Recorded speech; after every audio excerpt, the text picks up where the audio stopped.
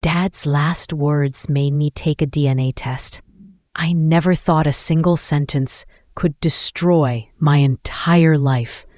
But when Dad, lying in that hospital bed with tubes in his nose, suddenly gripped my hand with his cold fingers and whispered, "Our family isn't what you think it is," my world cracked in half.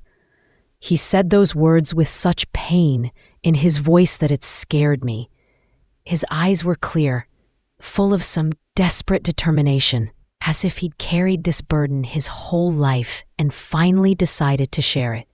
His lips trembled when he tried to say something more. I leaned closer, smelling the hospital antiseptic and approaching death. I wanted to ask what he meant, but Dad had already turned toward the window where autumn leaves swirled outside the glass. He didn't say another word. A day later, his heart stopped. I'm 54 years old, and until that moment, I thought my family story was simple and straightforward. Nothing suspicious. Just ordinary pictures of an ordinary family. Me on swings at the park, my parents young and happy, family dinners, birthdays, the perfect picture of a perfect childhood. But somehow, I started noticing that in some photos, Mom looked sad. Not obviously, not in a way that jumped out at you. Just something in her eyes, some shadow I'd never noticed before, or hadn't wanted to notice. And I remembered oddities I'd dismissed as a child. Why Dad never drank at home, not even beer on holidays. Why Mom sometimes got letters with no return address and immediately threw them away. Why my parents never talked about their youth, how they met, their families. A month after the funeral, during one of those sleepless evenings, when I was going through Dad's things for the 100th time, I made an impulsive decision. I turned on the computer and ordered a DNA test online. I told myself it was just a way to calm down, to prove that Dad was delirious from morphine and pain.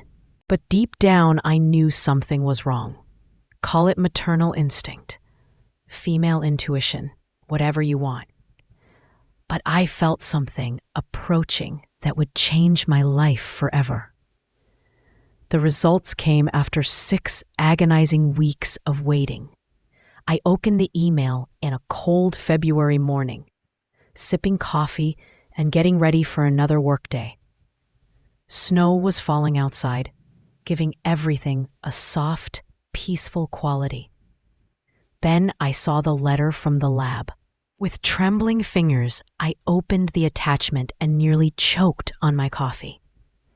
At the top of the DNA matches list, in huge letters, it said, Emily Davis, estimated relationship, full sibling brother-sister. Confidence, 99.8%. Full sibling. That meant a real sister with the same parents. Not a cousin, not a distant relative. A sister.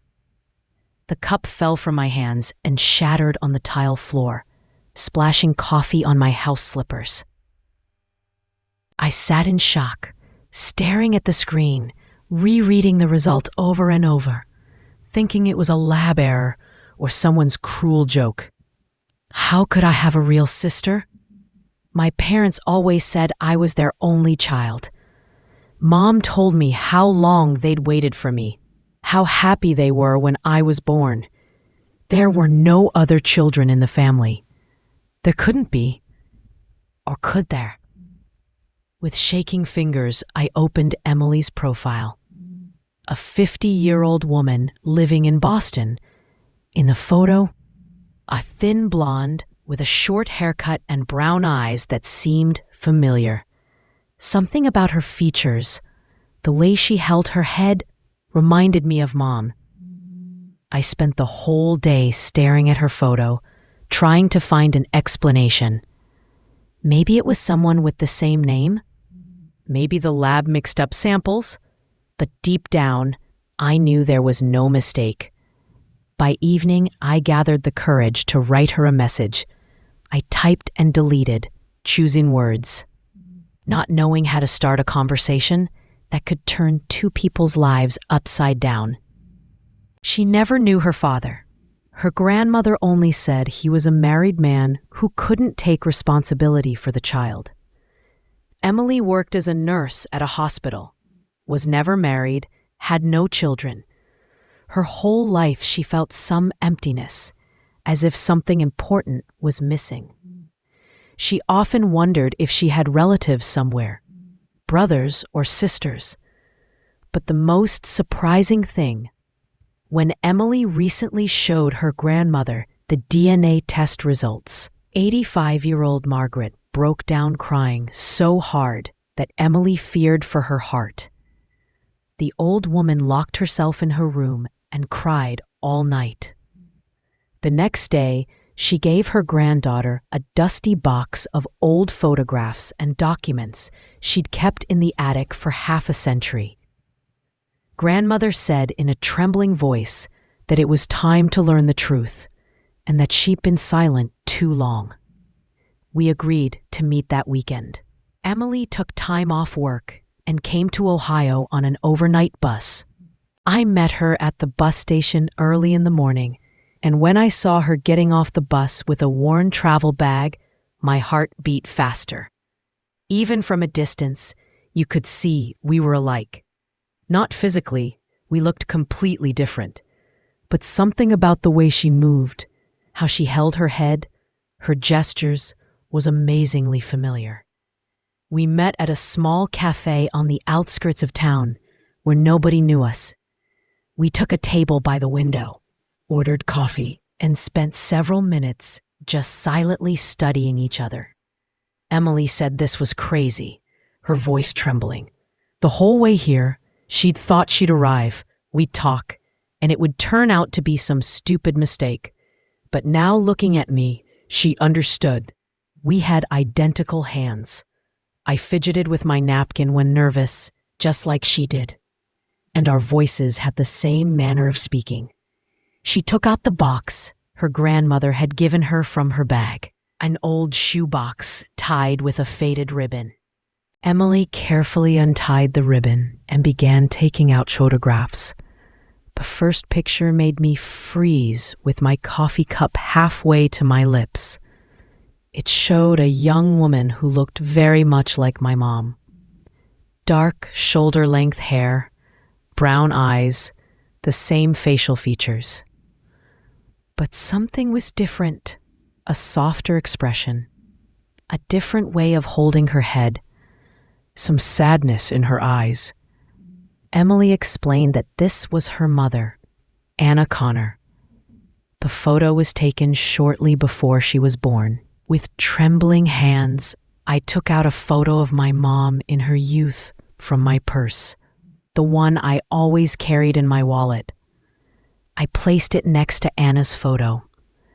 Emily gasped and coffee spilled from her cup. The women were practically identical, so similar that you could easily mistake one for the other, especially in poor lighting. Only Mom had a mole on her left cheek, while Anna's was on the right. Emily whispered that they looked like two peas in a pod. And why had I never known about my sister's existence? Emily told me what she'd learned from her grandmother that evening when Margaret finally decided to reveal the family secret. In the late 60s, sisters Anna and Helen Connor lived in a poor Boston neighborhood with their widowed mother. The family barely made ends meet after the girl's father died in a car accident. Money was desperately short. They lived in a tiny apartment on the first floor of an old house where the walls froze in winter, and it was stifling hot as a sauna in summer. Helen, 20 minutes older, worked as a waitress at a local diner for pennies. Anna helped their mother around the house, sometimes did cleaning work in offices. Their mother was a sickly woman, and the main care of the family fell on the girl's shoulders.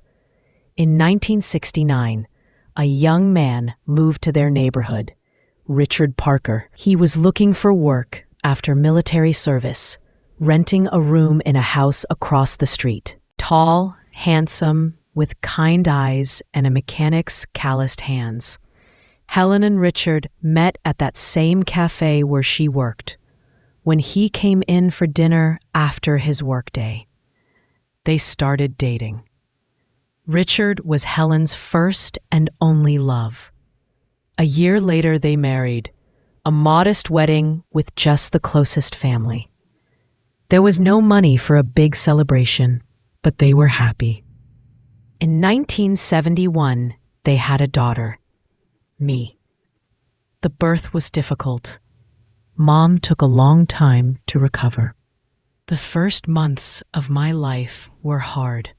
I cried a lot, slept poorly. Mom was exhausted. Anna helped her sister with the baby. She adored me, spent days with me when Helen was resting. The twins had always been very close, sharing everything: clothes, secrets, dreams. But around the same time, something terrible happened. Emily fell silent, looking out the cafe window where occasional passers-by walked by. You could see how hard these words were for her.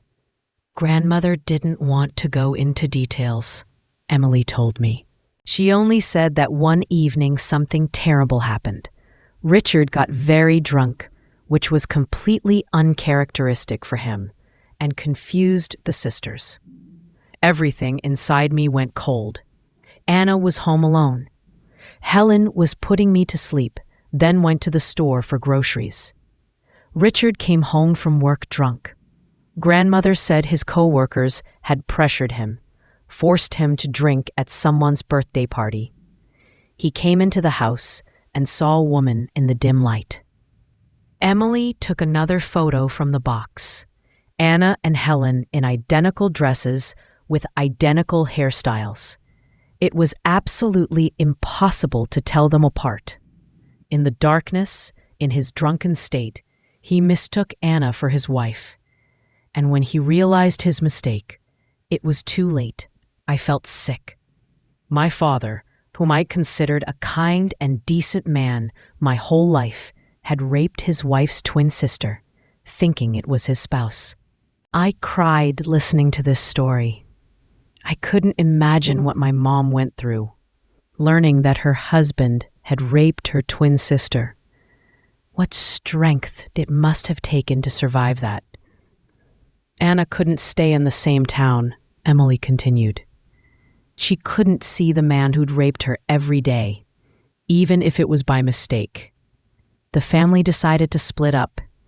Helen and Richard left with the baby for Ohio, far from the shame and pain. They started a new life in a new place where nobody knew their story. Anna stayed in Boston with her mother to carry the pregnancy to term. I imagined how they packed their things, how they said goodbye, knowing they might never see each other again. How Mom held me in her arms while Anna cried, looking at the niece she'd never see again. I was born in December 1971, Emily continued. But right after birth, Anna disappeared. She just left the hospital and nobody ever saw her again.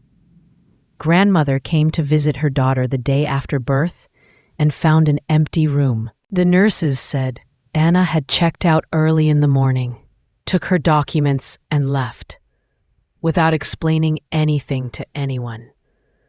Emily took the last document from the box, a hospital discharge form. In the child released to field, it said, Margaret Connor, grandmother. Anna left me with grandmother and disappeared, Emily said, her voice breaking. Officially, the family announced that she died in childbirth. It was easier than explaining the truth to neighbors and acquaintances. Margaret Connor, at 60, was left alone with a newborn granddaughter. There was no money, no work. Her pension was tiny, her health weak. But after a few months, anonymous money transfers started arriving. Small amounts, but regular. Enough to feed the child, buy clothes, pay rent. The transfers came every month for 18 years, until Emily finished school and got a job. Grandmother always suspected the money came from Richard, Emily told me, but there was no direct proof. The transfers were anonymous. Emily grew up considering herself an orphan. Grandmother never told her the details of the family history, only said her mother died in childbirth and her father was a bad man who abandoned them. The girl grew up quiet and withdrawn, always felt some emptiness inside. Emily admitted she'd always dreamed of having a sister. As a child, she had an imaginary friend, a girl named Susie. They played together. She told her secrets. Grandmother thought it was from loneliness. A shiver ran through me. In childhood, I was called exactly that, Susie. And I always dreamed of having an older sister, I admitted in return. I asked my parents to have another child, but Mom said there would be no more children. Now I understood why. We sat in the cafe until evening, looking at photos, comparing details of our lives. It was amazing how much two people who grew up in completely different conditions had in common. We had the same fears. Fear of the dark. Fear of heights. But what happened to her? Where did she spend the rest of her life? Is she still alive? The following weeks turned into an emotional roller coaster. Sometimes I rejoiced at finding my sister. Sometimes I cried from realizing the family tragedy. I rethought my whole life, all the relationships in the family. Now I understood why Dad never drank at home, even on holidays. Why he flinched when I unexpectedly entered a room at dusk. Why Mom sometimes got letters with no return address and immediately burned them. Why they protected me so much from any life difficulties, as if trying to compensate for something. They carried this burden their whole lives. Dad was tormented by guilt for what he'd done. Mom forgave her husband the unforgivable and apparently spent her whole life secretly helping raise his illegitimate daughter. And I lived in ignorance, considering myself an only child, not suspecting that somewhere there was a sister who also dreamed of family. Emily and I started calling each other every day. She told me about her work at the hospital, about patients she treated. I shared memories of my parents, showed photos of our house, our town. A month later, Emily took vacation and came to stay with me for a week. I showed her places from my childhood, the school where I studied, the park where I played, the house where I grew up. She cried, looking at my childhood room, at toys my parents had saved. Emily said she'd always dreamed of such a room. Grandmother had a tiny apartment. They slept in the same room until her death. We went to the cemetery where my parents are buried. Emily stood at their graves for a long time, holding a bouquet of white roses. She whispered to Dad's headstone, thanking him for helping her and grandmother, for not abandoning her. And at Mom's grave, she said she asked her to forgive Dad. He didn't mean to cause harm, and thanked her for raising my sister to be so wonderful. I decided to learn more about Anna's fate. I hired a private detective, gave him all of Anna's photos and known facts.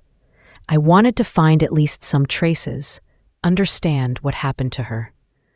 The detective worked for 3 months. He checked hospitals, archives, police records, social service databases. The result was astounding. No traces of Anna Connor after December 1971 existed. None at all. As if she'd evaporated from the world, leaving behind no documents, no records, no mentions. The detective said in 30 years of work, he'd never encountered such a complete disappearance. People leave traces, tax returns, medical records, employment records. But not Anna. She dissolved into thin air. When I told Emily about this, she admitted to something strange that had been bothering her for the past few years. She had the feeling someone was watching her. Not constantly, but periodically. For the past 3 or 4 years. Emily showed me a photo of grandfather's grave. On the black granite lay a bouquet of white moses, still fresh, with dewdrops on the petals. She'd taken this photo last week.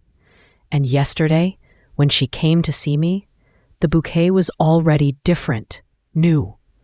I felt uneasy. What if Anna was alive? What if all these years she'd been living somewhere nearby, watching her daughter from afar, not daring to approach? I told Emily about my strange feelings. In Mom's last years, I sometimes caught her standing by the window, looking out at the street, for hours, as if waiting for someone or watching for someone. When I asked what was happening, Mom said she was just enjoying the view. And sometimes in the evenings, our phone would ring, but when I picked up, nobody answered. Just silence and the sound of breathing on the other end. Mom always got nervous about these calls, asked me not to answer the phone after 9 in the evening. And another detail that had seemed insignificant before. In her last years, Mom started receiving cards without signatures, regular greeting cards for holidays, Christmas, Mother's Day, her birthday. There was never any text inside, just printed letters saying, "Happy Holiday." Mom always immediately threw these cards away, but I saw how her hands trembled. Now, knowing the family history, I was beginning to understand who might have been sending these cards. Emily listened to my story with wide eyes. It turned out she'd had strange incidents too. Besides gifts for grandmother, she sometimes found small tokens at her door. A box of chocolate on her birthday, a bouquet of flowers without a note on difficult days. And when grandmother was sick in her last months, medicine bills were sometimes already paid. The pharmacy said some woman came and paid cash, leaving no name. The description was vague, middle-aged, in dark clothes. Nobody remembered her face. We started collecting all these details like pieces of a puzzle. And the picture that emerged was amazing and frightening at the same time. Anna hadn't died. She'd been living somewhere nearby all these years, secretly caring for her daughter and sister. She watched us, helped when she could, but didn't dare show herself. Maybe she was ashamed of abandoning her child, or afraid of destroying the lives we'd built without her. Emily suggested trying to find her. We decided to start with the cemetery. Maybe if we came there regularly. Early in the morning, we'd manage to see the woman who brought flowers. For the next few weeks, we took turns keeping watch at grandfather's grave. We came at 6 in the morning when the cemetery just opened, hid behind neighboring monuments, and waited. On the 4th day, our efforts paid off. I was sitting behind a large marble angel when I saw her. A woman about 70, thin, in a dark coat and headscarf. She walked slowly, carefully, holding a bouquet of white roses. She moved as if every step caused pain. First fear, then surprise, then something like recognition. She took a step toward me, then another. I also stood up and slowly walked toward her. There were about 20 yards between us, but it felt like miles. And suddenly Anna stopped. She shook her head as if mentally saying no, turned around and quickly walked toward the exit. I ran after her, shouting for her to wait, please, but she didn't turn around. An old taxi was waiting at the cemetery gates. Anna got in, and the car immediately drove off. I only managed to make out the license plate. At home, I told Emily everything. We tried to find the car by its number, but it turned out to be a private taxi that didn't keep trip records. The driver only said that an elderly woman asked to be taken downtown and got out at the bus station. We continued searching. Every morning, one of us kept watch at the cemetery, but Anna never appeared again, as if she'd sensed she'd been tracked and changed her habits forever. The strange signs also stopped. No more anonymous gifts at grandmother's door. No more mysterious cards. No more flowers on grandfather's grave. The woman in dark glasses no longer appeared on buses or in stores. Emily stopped feeling watched. There were no more nighttime footprints in the snow around my house. The silent phone calls stopped. Anna had dissolved into thin air again, just like 50 years ago. Only this time we knew she existed, or had existed. 2 years have passed since I saw her at the cemetery. Emily and I never found any traces. The private detective continued searching for several more months, but to no avail. Anna Connor seemed to have dissolved in time. Sometimes I think, was she even real? Maybe it was just an elderly woman bringing flowers to someone else's grave. Maybe all these years we'd been imagining connections where there were none. But then I look at photos of the twins, at Emily's documents, at the DNA test results, and I understand. Anna was real. She lived, suffered, loved us from afar, and then disappeared again when she realized her secret was discovered. Emily often wonders aloud, is her mother still alive? Where is she now? Does she think about the daughter she left half a century ago? Or maybe that meeting at the cemetery was the last one, and now Anna has finally left the world? We'll never know, but I've learned to live with uncertainty. Family secrets don't always have clear answers. Sometimes truth isn't a final destination, but a journey. Not solving a mystery, but understanding that mysteries make life deeper. I have a sister whom I adore. We talk every day, see each other every week. Emily has become part of my life that's impossible to imagine without her. We both lost our parents, but found each other. I have grandmother Margaret, who at 87 keeps the last secrets of our family.